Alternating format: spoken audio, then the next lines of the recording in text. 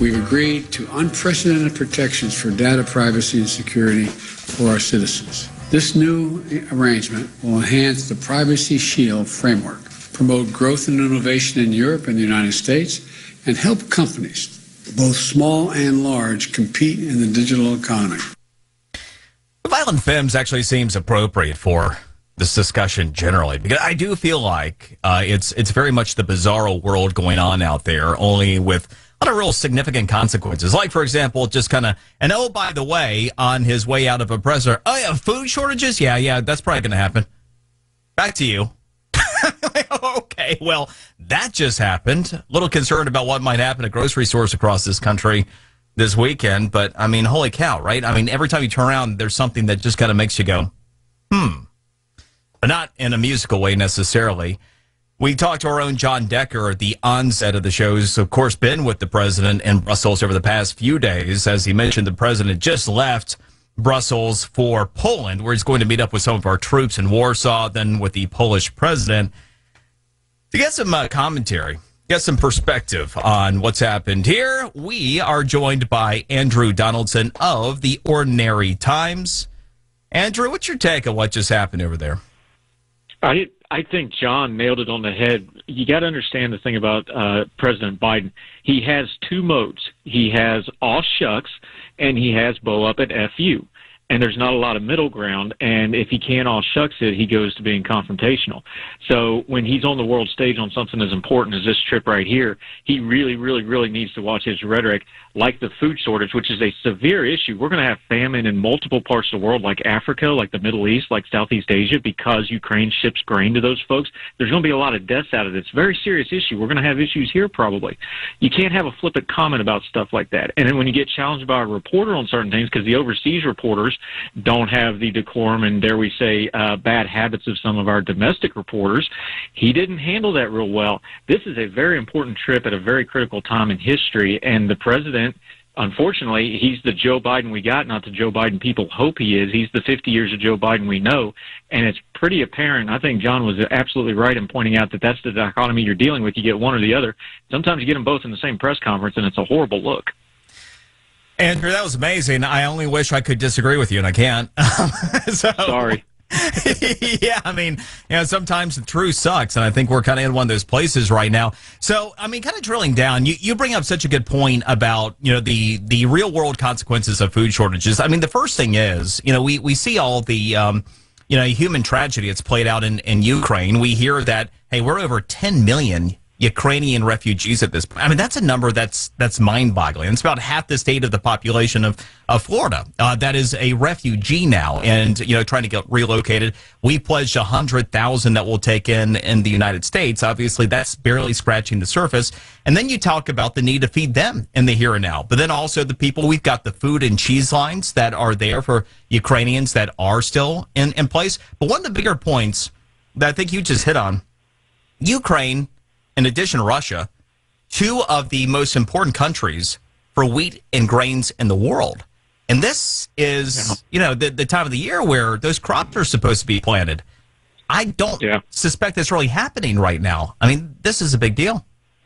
Yeah, we have the death and destruction of Ukraine that we can see because Vladimir Putin's a wicked individual and he's leveling cities and murdering civilians. We see all that in real time because of technology.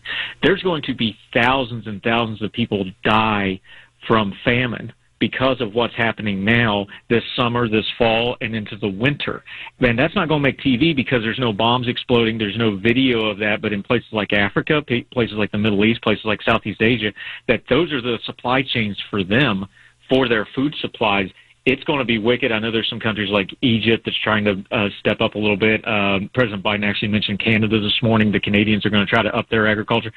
We talk about our energy outsourcing. We could be doing a lot better agriculturally putting out food products, but that's another debate for another day. But, yeah, it's sad because the real human suffering here, we're just going to get the tip of the iceberg, and then all that iceberg under the water, all the suffering for probably a full generation after this conflict.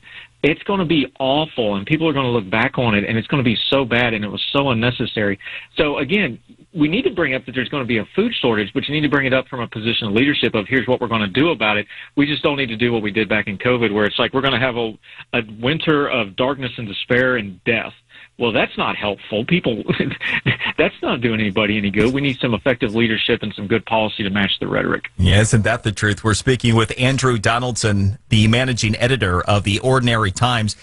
My biggest concern is still China. I mean, obviously, there's a whole lot to be concerned about, including what might go on in Putin's head at any given time, given the access to weaponry that he has. That said, it still strikes me that the only thing from a policy standpoint that's happened with China is that they've expanded trade relations with Russia since this whole war began a month ago. And to that end, the one thing they focused in on, the grains. They had not taken in wheat supplies from Russia before.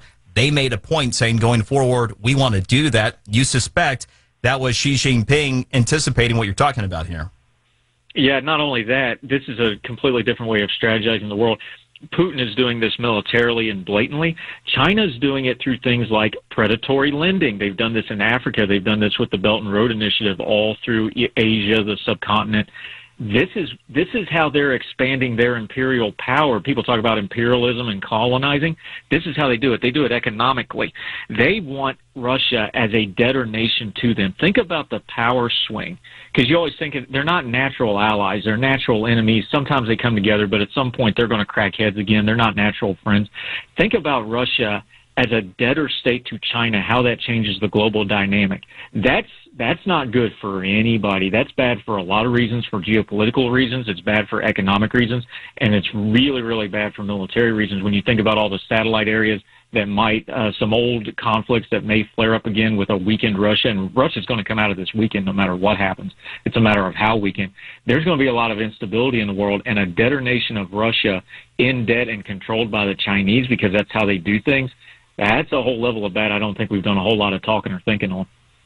Andrew, in the grander context of this conversation, so Russia is China, is Iran, is North Korea, is Cuba, is Venezuela, is Nicaragua. Okay, to that end, the Iran nuclear deal was something that was being discussed at length, apparently, in Brussels. Your take on that situation? It's such a hot mess because you really have a lot of it. Let's break this down simply, because we could talk about the acronyms, and we could talk about the policies, and we could talk about what happened during the Obama administration, and then the Trump administration kind of tried to go the other way on it. Now Biden's trying to go back again. Let's just turn all that noise down for just a second and deal what we're dealing with here. Why are people trying to slam the square peg into the round hole that Iran is going to be a normal country that acts normally? We just learned this lesson with Russia, although it's a little different. We tried to treat Russia like a normal country, and they said, no, screw the rules, we're going to invade somebody.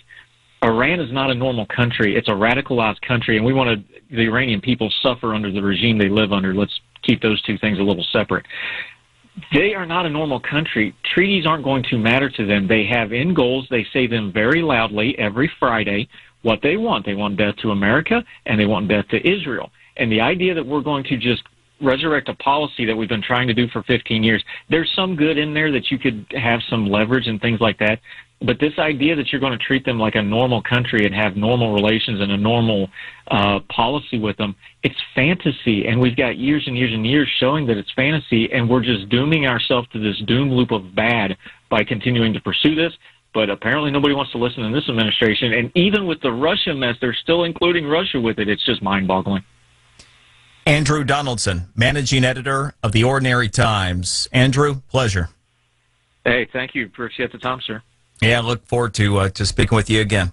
All right, we will have Natalie and a trending story up next here on the Brian Mudd Show, News Radio 610 WIOD.